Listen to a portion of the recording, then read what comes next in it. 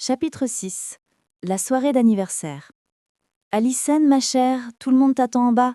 Dépêche-toi, cria ma mère depuis le bas des escaliers. J'étais encore dans les vapes après que ma mère ait quitté ma chambre. Ma mère m'a dit que la famille d'Alphanil était venue. Cela signifiait que Ethan était également chez nous. J'ai secoué la tête en y pensant. Non, non, je ne peux plus penser à lui, me suis-je convaincue. Je me suis regardée dans le miroir. J'étais dans une longue robe de couleur brune. C'était une robe simple mais jolie. Ma mère l'avait choisie pour moi. C'était mon cadeau d'anniversaire de sa part. Je n'étais pas particulièrement pressée de me maquiller, alors j'ai juste mis du mascara et du rouge à lèvres de couleur rose clair.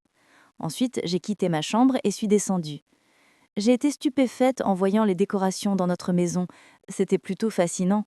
Il y avait tellement de fleurs un peu partout et le parfum des roses chatouillait mes narines. Quand ont-ils réussi à faire tout ceci ? Ai-je pensé. J'ai souri et suis allée ensuite au salon. Au moment où je suis entrée au salon, une paire de bras s'est enroulée autour de mon corps et m'a serrée dans ses bras. « Tu es si jolie !» a-t-elle dit. J'ai souri à ma meilleure amie, Teresa. Mes parents l'aimaient également. C'était ma meilleure amie, donc une fête d'anniversaire sans elle était impossible. « Merci, ma meilleure amie », lui ai-je répondu.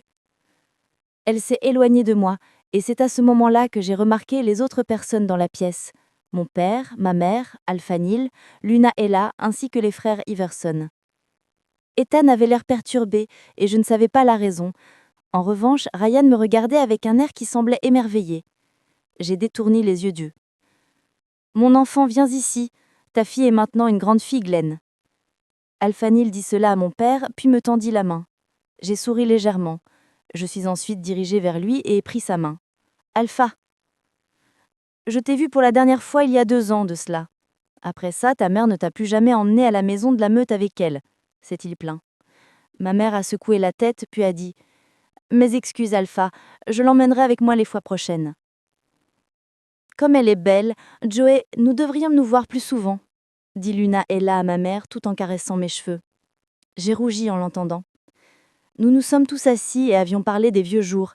J'ai jeté un coup d'œil à Ethan. Étonnamment, il me regardait également. J'aimerais détourner le regard, mais mes yeux n'écoutaient pas mon esprit. Ils écoutaient plutôt mon cœur. Il a détourné le regard, sorti son téléphone et a commencé à le manipuler. Je l'ai attentivement observé. Il était vêtu d'une chemise blanche et d'un jean noir. Son cou clair complétait la chemise blanche. Ses muscles étaient pratiquement visibles à travers sa chemise blanche. J'allais détourner le regard, mais je me suis arrêtée lorsque j'ai senti un regard sur moi. Mes yeux se sont déplacés vers le côté droit d'Ethan. En effet, Ryan me fixait. Sa veste noire et son pantalon noir lui donnaient un air de mafieux. Il doit certainement s'ennuyer ici puisqu'il n'avait pas de fille ici avec qui flirter, ai-je pensé. Luna Ella m'a remarqué en train de regarder Ryan. « Connais-tu Ryan » m'a-t-elle demandé. Avant que je ne puisse répondre, Alphanil a répondu. « Comment pourrait-elle le connaître ? C'est une bonne fille. Ton fils ne peut pas être sur la liste de connaissances d'une bonne fille comme elle. » Tout le monde est devenu silencieux après ces mots d'Alphanil. Il semblerait que la rumeur soit vraie. Alphanil et Ryan n'allaient pas du tout de bonnes relations. « Papa !» J'ai entendu la voix d'Ethan et j'ai tourné la tête vers lui. Ethan venait d'appeler Alphanil. « Papa et Luna Ella. » Ethan a commencé à appeler également Luna Ella maman depuis son enfance, après la mort de ses parents. Ethan a secoué la tête à Alphanil comme pour lui dire de ne pas argumenter. « Oui, tu as raison, Alpha. Je pense que je n'aurais pas dû venir à cette fête non plus. » La voix de Ryan a résonné dans la pièce. Ryan s'est ensuite levé et s'est dirigé vers la porte principale. « Ryan !» a crié Ethan. Ethan s'est ensuite levé et l'a suivi. Les deux sont ensuite sortis de notre maison.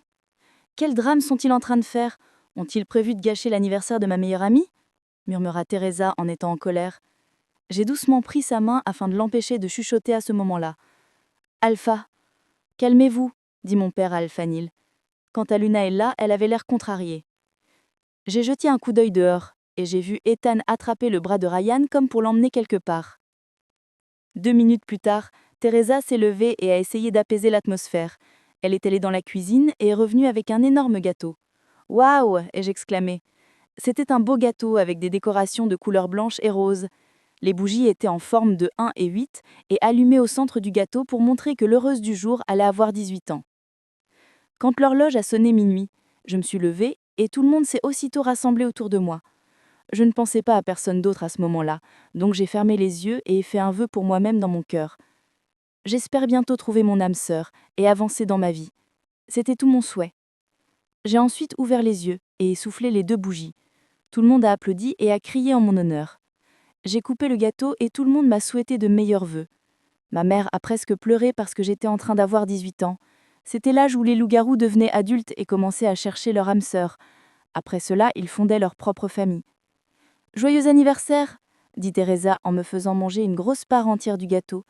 J'ai ri et pris un mouchoir afin d'essuyer mes lèvres. Les autres ont ri de nous deux. Où sont-ils? Laissez-moi traîner.